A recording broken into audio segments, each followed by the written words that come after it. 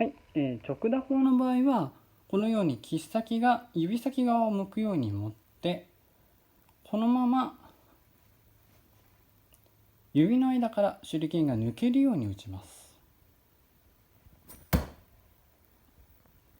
これに対して半回転打法の場合は切っ先が手首側を向きます。そして手裏剣が270度回るように打ちます。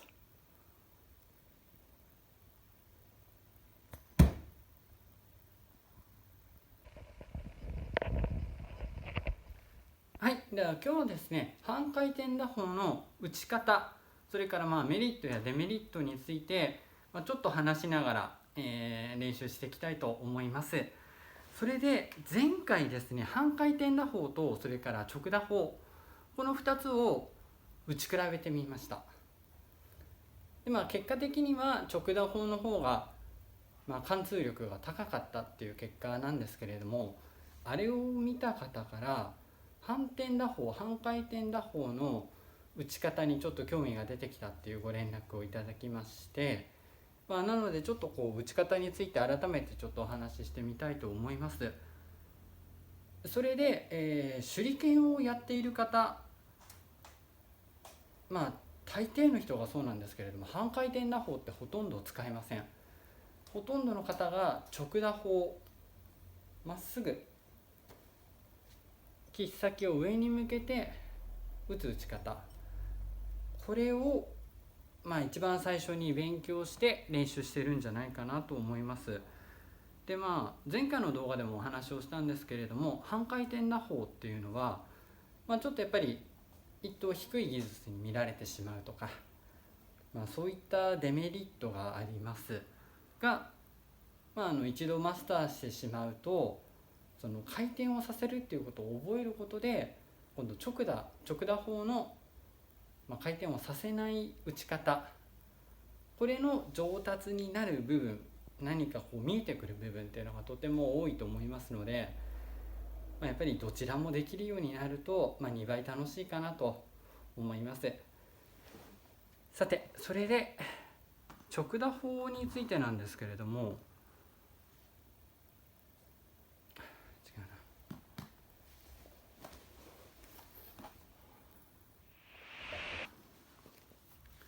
さて、それで半回転打法についてなんですけれども、実はやりやすいものとやりにくい手裏剣、こういったものがあります。で、やりやすいものでいうと、やっぱり少し長めで、少し重量もあるものがいいですね。こういったものだと半回転打法、すごくね、回る感覚がつかみやすくなります。逆に私が半回転打法やりにくいのは、こういう短いもの、13センチぐらいなんですけど、これ13センチぐらいの手裏剣だとちょっとね、打ちにくいんです。半回転打法では打ちにくい。あとはできなくはないんですけれども、こういった巻物をしたりしてバランスを変えたもの、これもそうですね。これは房つけてます。こういったものだと意外とこの半回転打法っていうのは打ちにくくなります。なので、やりやすいのは、一番いいのはやっぱりある程度長さと重さのある手裏剣が半回転打法はやりやすいです。あとは重量がね、ちょっとややお尻の方に重心があるものとかだとやりやすい傾向があります。あとはこういう両尖りの手裏剣ですね。ただこれに関しては両方同じ分量で削ってるってことは、当然重量がど真ん中にあります。なので自分で回そうとすれば回ってしまうし、回らないように工夫をすれば比較的まっすぐ、直打法ですね、で打てるようになりますので、一概に重心っていうわけではないです。長さと重さがあればやりやすいかなと思います。それで半回転打法のメリットの一つなんですけれども、半回転打法って打った感覚がすごく軽いんですね。どういうことかっていうと、こういった手裏剣があって頭の方を落としてあります。ということはややお尻の方が重くなります。直打だとその重い方を持って打つことになりますし、最後の方でやっぱり重い方を押して操作したりしますが、半回転打法の場合だと切っ先、つまり軽い方を持つ、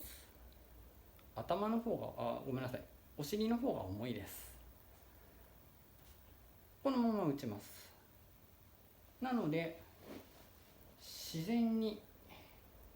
わかりますかね、こう打てば自然にこの後の動きとしたらお尻は落ちるんですよ。重い方が落ちやすいですからね。なので打った感覚がすごく軽いので、前回も言いました通り、力のない人にはとても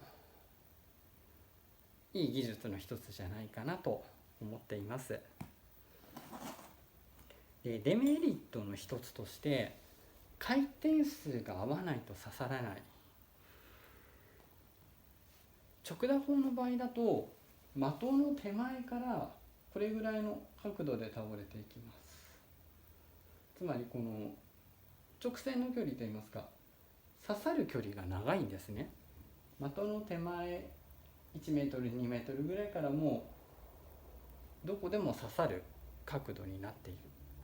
そしてこのまま進んでいくので、前回も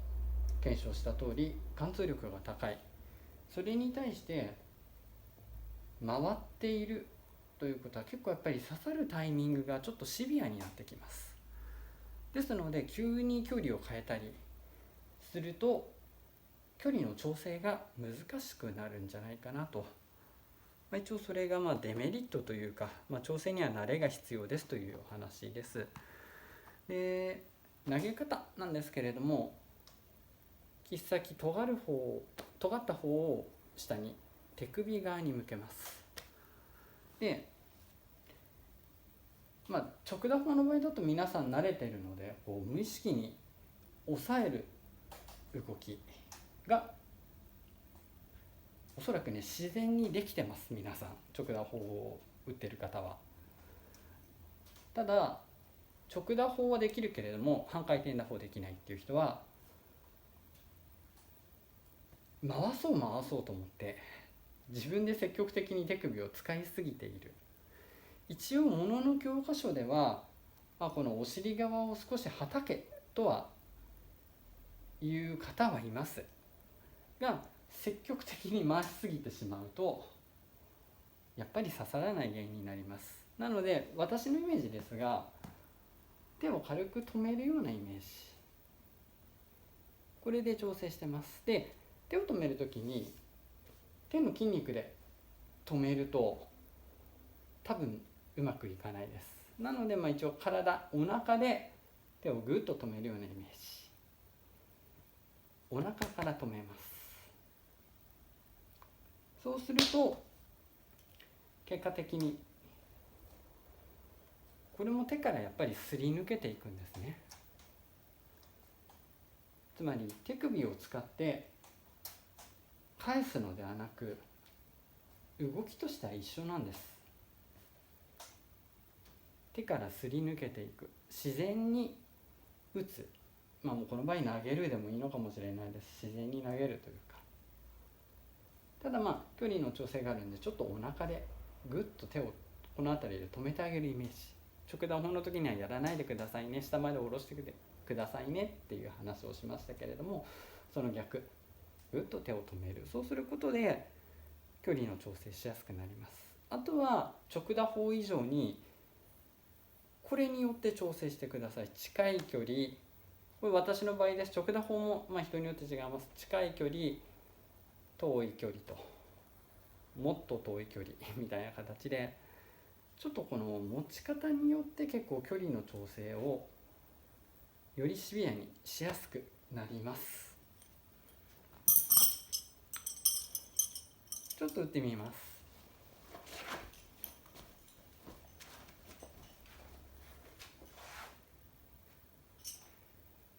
半回転打法で打ちます。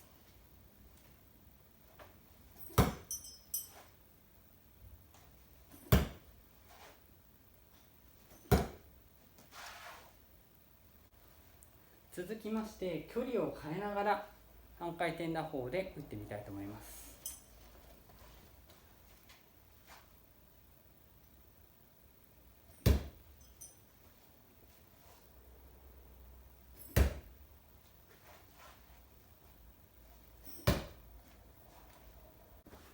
続きまして同じ距離から直打法とそれから半回転打法、この2つを打ち分けていきたいと思います。まずは半回転からいきます。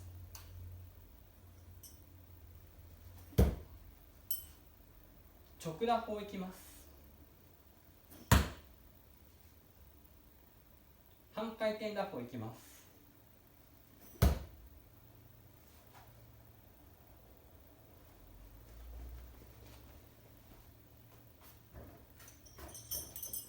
もう一度いきます。直打法、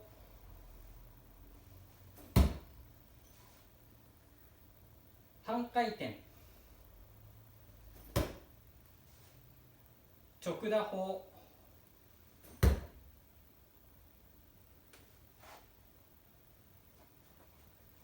おそらくフォームがだいぶ違ったんじゃないかなと、自分としたらかなり違うフォームで打っています。こう伝わるとこの違いがどこで出るのかなっていうところを考えると面白いところなんですけれども、こんな形で打ち分けていくと非常に面白いです。続きましてちょっと形状の違う手裏剣を使ってみます。これは板状の両とがりの手裏剣、両方刺さる手裏剣ですね。こちらを使いまして直打法とそれから半回転打法、それぞれ同じ距離から打ちます。それぞれ打ち分けていきたいと思います。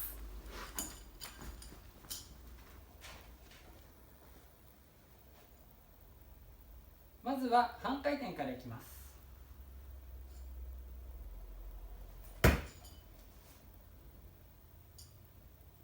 直打法いきます。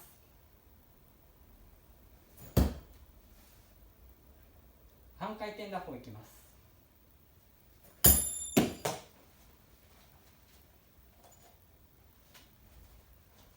もう一度半回転打法いきます。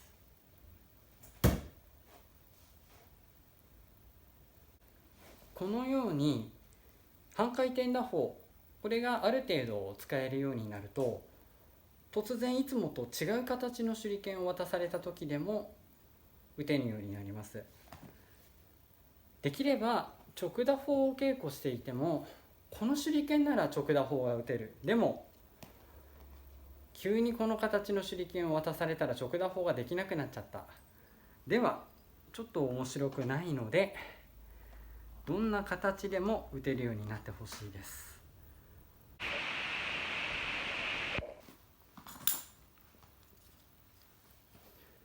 このように半回転打法をある程度打てるようになると、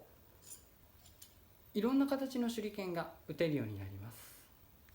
もちろん直打でも半回転でもどちらでも打てるっていうのが理想です。ですがものによってなんですけれども、自分にとってどうしても直打では使えないもの、使いにくいものですね、こういったものもあります。例えば先が尖っていって、もっとこれがお尻が大きくなってるようなやつ、近い距離ならいいけどある程度の距離からだと直打で打ちにくくなったりとか、そういうことも起こってきます。ですので半回転打法慣れておくといろんな手裏剣にすぐに対応できるようになるんじゃないかなと。少なくとも自分の技術が一つ増えるとできることがもう2つも3つもそれこそいくつでも広がっていく。ですので自分のベースの技術を増やしておくとその先の枝葉に分かれた技術っていうのがもっと何倍にも増えていきますので、いろいろとできるとそれだけ楽しくなると思います。はい、というわけで今日はですね、半回転打法のポイントについてちょっとお話をさせていただきました。こういうふうに話はしたんですけれども、私自身直打法が大好きです。ですので、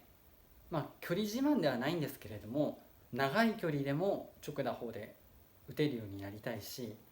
それが例えば短い距離でも直打法で打てるようになりたい。この調整をなるべく自然にできるようになりたい、そういうふうになるっていうのが一つの理想ではあります。ただしその中で例えば手裏剣を、直打法っていうのは回転をコントロールする技術じゃないかなと私は思っているんですね。つまり直打法だろうがこの4分の1回る、これは4分の1回転しているということなんです。これをいかにコントロールするか、回らないように打っていけば長い距離が打てるし、すぐに回るように打てば短い距離で刺さる。その調整がうまくいかないと立ったまま当たってしまったり、完全に首が落ちきって当たってしまって結果刺さらないということになります。なのであくまで回転をコントロールする練習の一環としてこういったものも、つまり回転をさせる練習っていうのもさせてあげると、結果として直打法の上達にもなるのではないかなと、そう思ってこんな練習もしています。もちろんね、メリットもたくさんあります。ただ一番のメリットっていうのかな、直打法と半回転打法別物と考えてしまうと、それぞれ分かれていっちゃう。そうじゃなくて同じものとして考えることで、直打法と半回転打法、これが相互に上達していくと、より高みにいけるんじゃないかなと感じているところです。ですので、私自身もこの半回転打法というのも時々やってます。ただやっぱり直打法がメインではありますので、そちらの練習っていうのがやっぱり比重としては多いです。ただやっぱり何度も言うんですけれども、楽しいです。いろんなものが打てるようになる、いろんな打法が使えるようになる。もちろんいざ打つ時に使うものっていうのは一つなんですけれども、その一つをたくさんある中から選べるってやっぱりすごく楽しいことだなと思ってますので、こういった半回転打法の練習なんかも時々やっています。はい、というわけで今日は半回転打法についてお話をさせていただきました。それでこの半回転打法なんですけれども、練習をするときに一つ注意があります。それはいつもよりも周りの安全、これをより配慮して行うようにしてください。手裏剣はもともと周りの安全配慮して行っていただきたいんですけれども、特に直打法に慣れていらっしゃる方、いつもは切っ先が的に当たって跳ね返ってしまうこともたまにあります。でも切っ先が当たるのではなくて、半回転打法だとお尻の方から当たってしまうことがあるんですね。しかも非常に回転が強いまま。そうするといつも以上に自分が思わないところに跳ねてしまうっていう話よく聞きます。そして生地上手に投げているからこそ、きれいにまっすぐ投げたものが的に当たってしまって、そのままきれいにまっすぐ自分に返ってきてしまった、こんな話もよく聞きます。ですので慣れている方こそ周りとそれから自分自身、こういったものに十分配慮して練習を行うようにしてください。それと前回高評価ボタン、グッドボタンを押していただいた方ありがとうございます。すごく励みになってます。このようにまた面白いことであったりとかやってみてほしいななんてことがありましたらコメント欄に書き込んでいただくか連絡先してる方なんかはご連絡いただければ何かしらの対応をさせていただきます。また今回の動画も面白ければまた高評価グッドボタン押していただけると嬉しいです。よろしくお願いします。さてでは今日の動画は以上です。最後になんですけれども、今日やった反転打法それから直打法この2つをですねちょっと組み合わせた宴会芸1個ありますので最後にその動画つけておきます。最後まで見ていただけると嬉しいです。では今日の動画以上です。最後まで見ていただいてありがとうございます。また見ていただけると嬉しいです。よろしくお願いします。ありがとうございます。通常このように持ちます。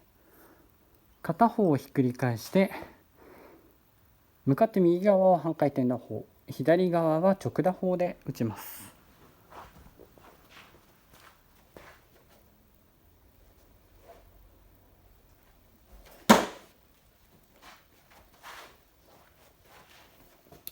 ちょっと畳が新しいので落ちちゃったかな。ギリギリ成功ということで